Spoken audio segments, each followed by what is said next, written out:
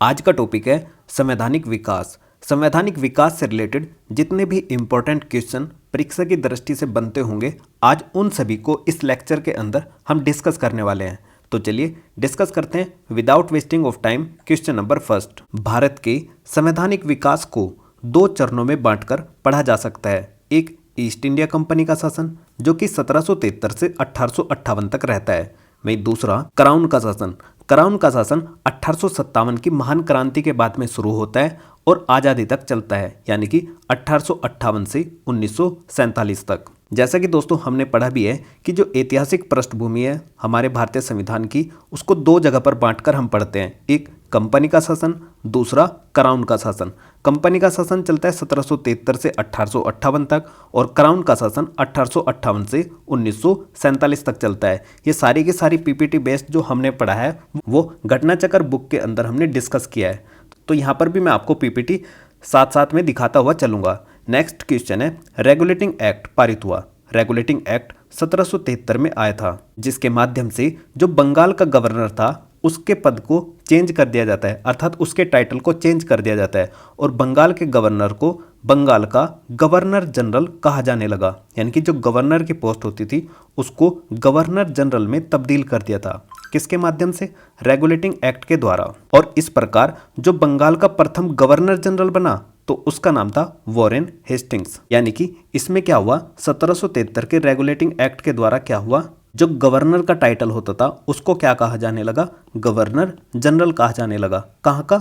बंगाल का। नेक्स्ट, इसी regulating act के माध्यम से कलकत्ता के अंदर एक सर्वोच्च न्यायालय की स्थापना होती है और इस सर्वोच्च न्यायालय की स्थापना सन 1774 में की जाती है। रेगुलेटिंग एक्ट 1773 के द्वारा सन 1774 में कलकत्ता में एक सर्वोच्च न्यायालय की स्थापना की जाती है। कंफ्यूज मत हो जाना, जो सुप्रीम कोर्ट अर्थात सर्वोच्च न्यायालय की स्थापना होती है वो सन 1774 ईस्वी में होती है और रेगुलेटिंग एक्ट कब आता है? 1773 में। और इस सुप्रीम कोर्ट के अंदर 4 सदस्य थे, 4 इसके जजेस थे। एक उनमें मुख्य न्यायाधीश था और 3 अन्य जजेस थे। जो मुख्य न्यायाधीश था उनका नाम काफ़ी बार पूछा जाता है, उनका नाम था sir Elijah Impey. Sir Elijah Impey नाम के व्यक्ति क्या थे? इसके मुख्य न्यायाधीश थे, अर्थात चीफ जज थे। ठीक है। जबकि इसके अन्य जजेस कौन थे? चैम्बर्स, लिमेंस्टर और हाइड। तो HCL से आपको याद रखना है HCL, H for hide, C for chambers और L फॉर लिमेंस्टर। ये 3 व्यक्ति अन्य जजेस थे। जबकि मुख्य जज कौन थे? Sir Elijah Impey. और सुप्रीम कोर्ट की स्थापना कब होती है? 1774 में। कहाँ पर? कलकत्ता में। नेक्स्ट, कलकत्ता सर्वोच्च न्यायालय की प्रथम मुख्य न्यायाधीश थी sir Elijah Impey. Next, Bihar, Bengal और उड़ीसा के लिए विधि बनाने का प्राधिकार प्रदान किया गया 1781 के एक्ट ऑफ सेटलमेंट के द्वारा। जो 1781 का एक्ट ऑफ सेटलमेंट था उसके द्वारा बिहार, बंगाल और उड़ीसा पर विधि बनाने का प्राधिकार किसको दे दिया गया था? कलकत्ता की सरकार को दे दिया था कि आप इन पर भी कानून बना सकते हो। नेक्स्ट क्वेश्चन डिस्कस करने से पहले मैं आपको बता दूं कि ये जो रेगुलेटिंग एक्ट था जब इसको लाया गया तो उस समय पर वहाँ के जो पीएम थे इंग्लैंड के, उनका नाम था लॉर्ड नॉर्थ।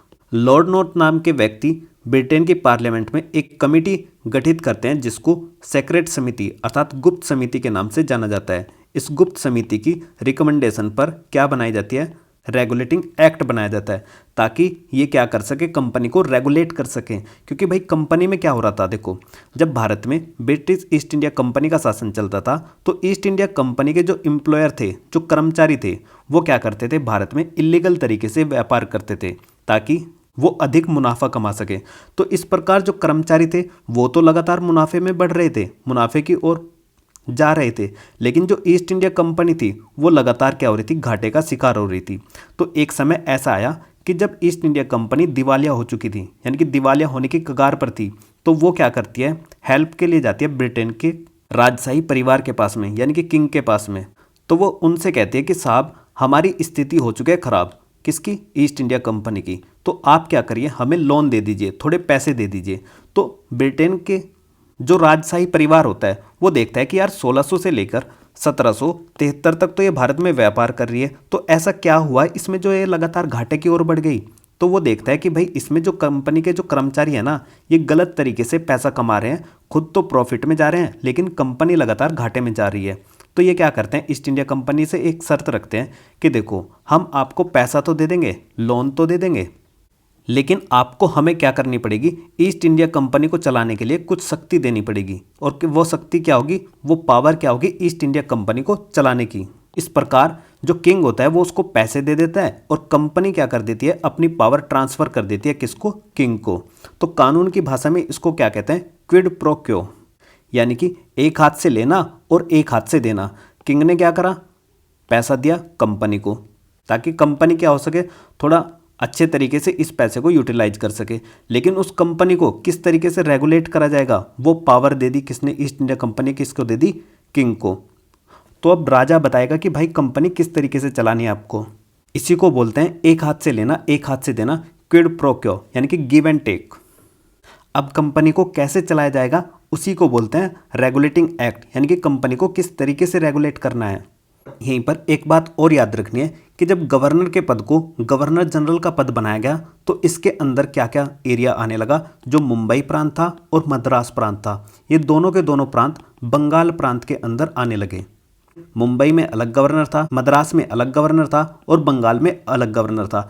इन दोनों के दोनों को, मुंबई और मद्रास के गवर्नर को बंगाल के गवर्नर के जनरल के अधीन कर दिया। ठीक है, जब बंगाल के गवर्नर को पावर दे दी ज़्यादा तो बंगाल के गवर्नर जनरल की हेल्प करने के लिए एक काउंसिल का निर्माण किया जाता है, एक परिषद का निर्माण किया जाता है जिसमें सदस्यों की संख्या 4 होती है। तो आपसे काफ़ी बार पूछा जाएगा कि गवर्नर जनरल की सहायता के लिए जो परिषद का निर्माण करा गया था उसमें सदस्यों की संख्या कितनी थी, 4। गवर्नर के पद को गवर्नर जनरल में तब्दील करा तो इसके पास में ज़्यादा पावर आ गई। ये मुंबई और मद्रास के प्रांत के साथ साथ में बंगाल का भी एरिया देखने लगा था, इसलिए इस पर बर्डन ज़्यादा बढ़ गया था। इसकी सहायता के लिए 4 सदस्यों की परिषद का निर्माण किया जाता है। नेक्स्ट, कंपनी के कर्मचारियों को उपहार लेने पर पूरी तरह से प्रतिबंधित कर दिया 1784 के पिट्स इंडिया एक्ट के द्वारा। 1784 का पिट्स इंडिया एक्ट था, उसमें कहा गया कि जो कंपनी के कर्मचारी हैं अब उपहार यानी कि टैक्स नहीं ले सकते, उस पर पूर्ण तरीके से प्रतिबंध लगा दिया कि आप ऐसा नहीं कर सकते। ये जो 1784 का पिट्स इंडिया एक्ट था, पिट्स नाम इसका इसलिए पड़ा क्योंकि उस समय पर जो ब्रिटेन के पीएम थे उनका नाम था पिट्स द यंग। उन्हीं के नाम पर इसको क्या कहते हैं, पिट्स एक्ट कहते हैं, Pitt's India act. Next question, company के द्वारा राजनीतिक मामलों में बोर्ड ऑफ कंट्रोल तथा व्यापारिक कार्यों के लिए बोर्ड ऑफ डायरेक्टर्स की शुरुआत करी गई, किसके द्वारा, पिट्स इंडिया एक्ट 1784 के द्वारा। अब ये जो बोर्ड ऑफ कंट्रोल है और कोर्ट ऑफ डायरेक्टर्स हैं, ये क्या क्या है। देखो, जो बोर्ड ऑफ कंट्रोल है ये क्या करते थे, कंपनी के जो राजनीतिक मामले होते थे उनसे संबंध रखते थे। यानी कि बोर्ड ऑफ कंट्रोल क्या करते थे, जितने भी पॉलिटिकल मैटर्स होते थे उन पर नियंत्रण स्थापित करते थे। वहीं जो कोर्ट ऑफ डायरेक्टर्स थे ये क्या करते थे, जो कंपनी के व्यापारिक मामले होते थे यानी कि बिजनेस से रिलेटेड मैटर्स होते थे उनको देखते थे। तो आपको कंफ्यूज नहीं होना है कि डायरेक्टर जो होते हैं ना, डायरेक्टर कहाँ पर होते हैं, कंपनी में होते हैं। तो इस तरीके से डायरेक्टर क्या करते थे, वो बिजनेस से रिलेटेड मैटर्स को देखते थे। जैसा कि यहाँ पर बताया भी गया है कि बोर्ड ऑफ डायरेक्टर्स व्यापारिक कार्यों को देखते थे। ठीक इस तरीके से आपको कनेक्ट करना है। नेक्स्ट, गवर्नर जनरल को प्रधान सेनापति नियुक्त किया गया 1786 के संशोधन के द्वारा। इस 1786 संशोधन या फिर एक्ट के द्वारा हुआ क्या कि जो गवर्नर जनरल होता था, गवर्नर जनरल को ये पावर दे दी गई कि जो काउंसिल होती है ना, परिषद का जिसका निर्माण करा गया था, उस काउंसिल के निर्णय को ये गवर्नर जनरल क्या कर सकता था, कैंसिल कर सकता था। अब ये अपना निर्णय स्वयं लागू कर सकता था, किसके माध्यम से, 1786 के अधिनियम के द्वारा। 1786 अधिनियम का संबंध कॉर्नवालिस से है। नेक्स्ट, कंपनी के अधिकारों को 20 वर्षों के लिए बढ़ा दिया गया, किसके द्वारा, 1793 के चार्टर एक्ट के द्वारा। और इसके बाद आप देखोगे कि जो 20 वर्ष के लिए बढ़ाया गया था ना, इसके बाद 4 एक्ट आते हैं 20-20 वर्ष के अंतराल पर। जैसे कि पहला 1793, उसके बाद 1813, फिर 1833 और उसके बाद 1853। तो इस प्रकार ये 4 चार्टर एक्ट आए लगातार 20-20 वर्ष के डिफरेंस में। और ये बात किस में करी गई, 1793 के चार्टर एक्ट में। नेक्स्ट, बंगाल के गवर्नर जनरल को बम्बई, मद्रास के पर्यवेक्षण का अधिकार दे दिया 1793 के चार्टर एक्ट के द्वारा। नेक्स्ट क्वेश्चन जो कि काफ़ी इंपॉर्टेंट है, पहली बार भारतीयों की शिक्षा पर प्रतिवर्ष 1 लाख रुपए खर्च करने का प्रावधान किया गया 1813 के चार्टर एक्ट द्वारा। ये मोस्ट इंपॉर्टेंट क्वेश्चन है, याद रखना। 1813 के चार्टर एक्ट में काफ़ी सारी बातें हुई थी, उनमें से जो एक इंपॉर्टेंट बात है वो ये है कि पहली बार भारतीयों की शिक्षा पर 1 लाख रुपए खर्च करने का प्रावधान किया गया। और ये जो 1 लाख रुपए दिए जाते थे ये भारत के ही राजस्व से दिए जाते थे, यानी कि भारतीय राजस्व से ही निकालकर भारतीयों की शिक्षा पर 1 लाख रुपए खर्च करने का प्रावधान किया गया था। दूसरी बात इसमें यह हुई थी कि जो ईसाई मिशनरीज थे इनको भारत में अपना धर्म प्रचार करने की आज्ञा दे दी गई थी कि आप भारत में जाइए और वहाँ पर क्या करिए, क्रिश्चियनिटी को बढ़ाइए। जैसे कि आज के समय पर आप क्रिश्चियंस देखते हो ना जो इंडिया में, वो 99.9% कन्वर्टेड हैं। तो इसी के एक्ट के द्वारा किया गया था ये काम, 1813 के चार्टर एक्ट के द्वारा। इसमें जो ईसाई मिशनरीज थे उनको अपना धर्म का प्रचार प्रसार करने की फुल अनुमति दे दी थी और उन्होंने ज़बरदस्ती भी धर्म परिवर्तन कराया यहाँ पर इस एक्ट के माध्यम से। और तीसरा एक और इम्पोर्टेंट काम है कि इस एक्ट के माध्यम से जो ईस्ट इंडिया कंपनी की ट्रेड मोनोपोली होती थी उसको लगभग खत्म कर दिया था। लेकिन जो चाय के साथ व्यापार था और चीन के साथ में जो व्यापार होता था इस पर मोनोपोली अभी भी बनी हुई थी। ईस्ट इंडिया कंपनी की जो भारत में व्यापार करने की मोनोपोली बनी हुई थी उसको 1813 के चार्टर एक्ट के द्वारा खत्म कर दिया। लेकिन केवल 2 ही मामलों में इसको छूट दे दी गई थी, एक चाय के व्यापार के मामले में और दूसरा चीन के साथ व्यापार करने के मामले में। प्रकार आप देखोगे आंशिक रूप से इसकी व्यापारिक एक अधिकार की पॉलिसी खत्म हो गई थी, ट्रेड मोनोपोली खत्म हो गई थी। जबकि पूर्ण रूप से कब हुई थी, इन दोनों के साथ में भी जो व्यापार की करने की जो मोनोपोली होती थी उसको 1833 के चार्टर एक्ट में खत्म कर दिया था पूर्ण तरीके से। ठीक है, इस तरीके से आपको इनको याद रखना है। नेक्स्ट, ईस्ट इंडिया कंपनी का भारत में व्यापारिक एक अधिकार समाप्त हो गया कब, 1813 के एक्ट द्वारा, जो कि हमने अभी बताया। लेकिन इसमें आंशिक रूप से हुआ था, चाय और चीन के साथ व्यापार अभी भी बना हुआ था। ये कब होता है, 1833 में। यानी कि जो ट्रेड मोनोपोली थी वो पूर्ण रूप से 1833 के चार्टर एक्ट में खत्म होती है, 1813 के में नहीं। नेक्स्ट, इंग्लिश मिशनरियों को भारत में कार्य करने की अनुमति दी गई 1813 के एक्ट के द्वारा। ये अभी हमने बताया, डिस्कस किया। नेक्स्ट, बंगाल के गवर्नर जनरल को संपूर्ण भारत का प्रावधान किया गया किस एक्ट के माध्यम से, 1833 के चार्टर एक्ट के द्वारा। देखो 1833 का चार्टर एक्ट आया था, जैसे इसमें पहले जो बंगाल का जो गवर्नर जनरल होता था इसके पद का टाइटल चेंज कर दिया गया और इसको अब इंडिया का गवर्नर जनरल कहा जाने लगा। जैसे आपने देखा होगा कि हमने जब 1773 का रेगुलेटिंग एक्ट पढ़ा उसमें क्या हुआ था, उसमें जो पहले गवर्नर होते थे जैसे बंगाल का अलग, मद्रास का अलग, बम्बई का अलग, उसमें क्या करा गया, इस गवर्नर के पद को चेंज कर कर गवर्नर जनरल में तब्दील कर दिया। तो अब जो बंगाल का गवर्नर था उसके अधीन किसको कर दिया, मुंबई और मद्रास के गवर्नर को इसके अधीन कर दिया था, इसलिए इसके टाइटल को चेंज कर कर गवर्नर जनरल कर दिया था।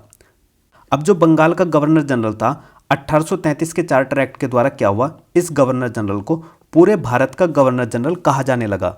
तो इस प्रकार आप देखोगे कि ये जो पहले गवर्नर जनरल बंगाल का होता था केवल, अब उसको पूरे भारत का कहा जाने लगा।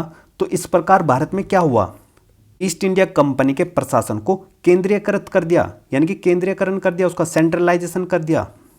किसके प्रशासन को, ईस्ट इंडिया कंपनी के प्रशासन को सेंट्रलाइज कर दिया, केंद्रीयकरण कर दिया।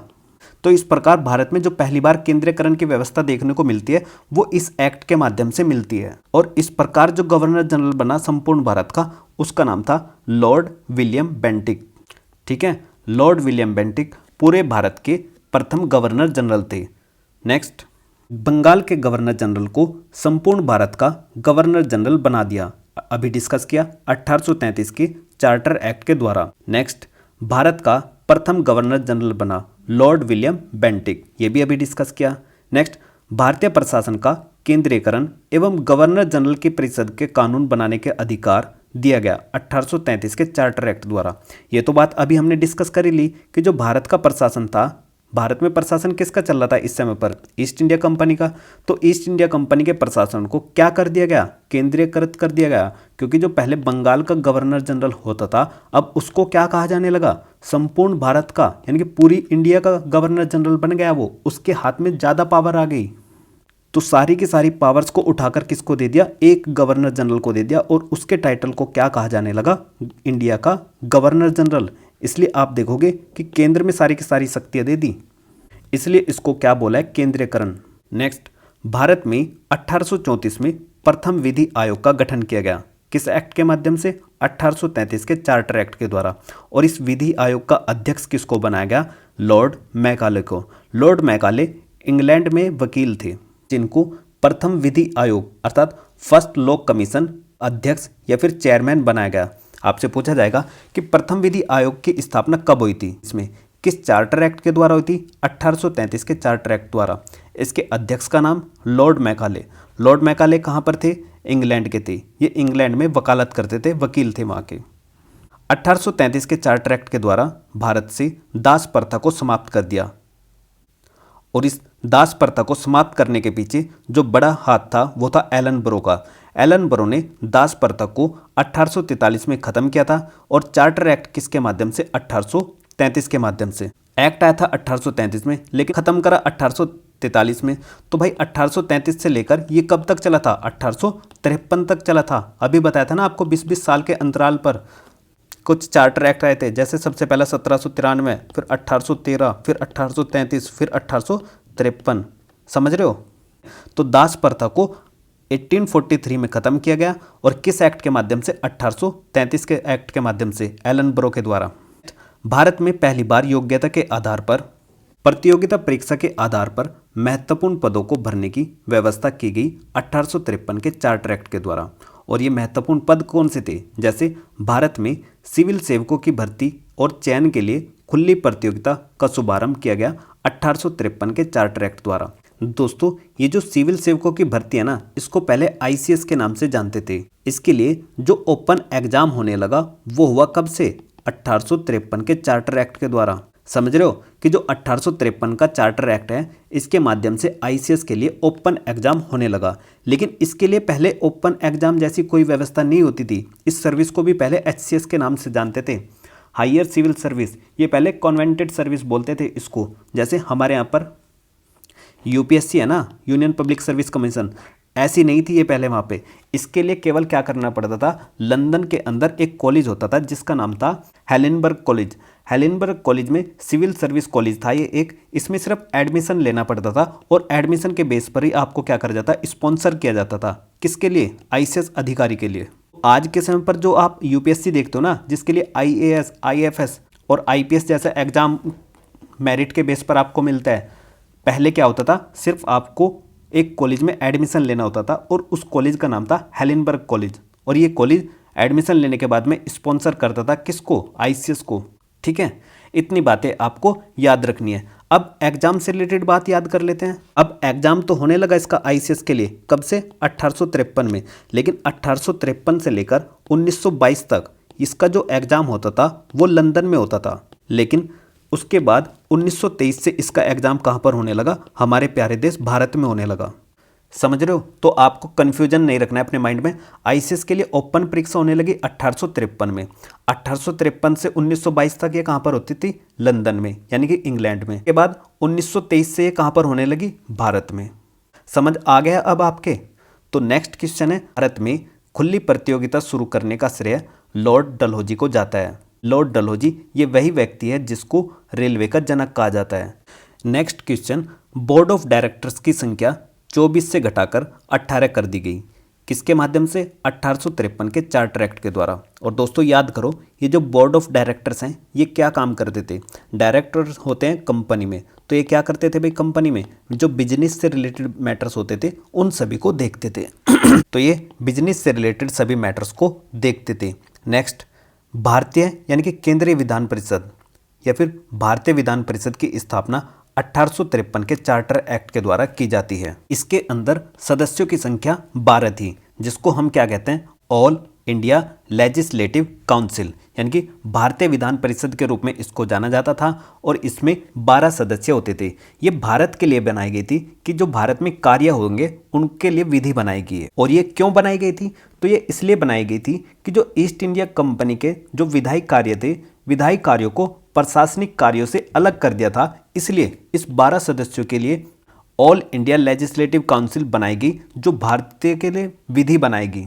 और इसी समय पर इंग्लैंड में एक लॉ कमीशन भी बनाया गया था। ये क्या करता था, जो भारत में विधि आयोग 1834 में बनाया गया था उसकी रिपोर्ट पर अपनी विचार करता था। ये कौन, लॉ कमीशन, जो इंग्लैंड में बनाया गया था इसी के टाइम पर। नेक्स्ट क्वेश्चन, भारत का शासन कंपनी से लेकर ब्रिटिश क्राउन के हाथों में सौंप दिया गया, किसके माध्यम से, 1858 के भारत शासन अधिनियम के द्वारा।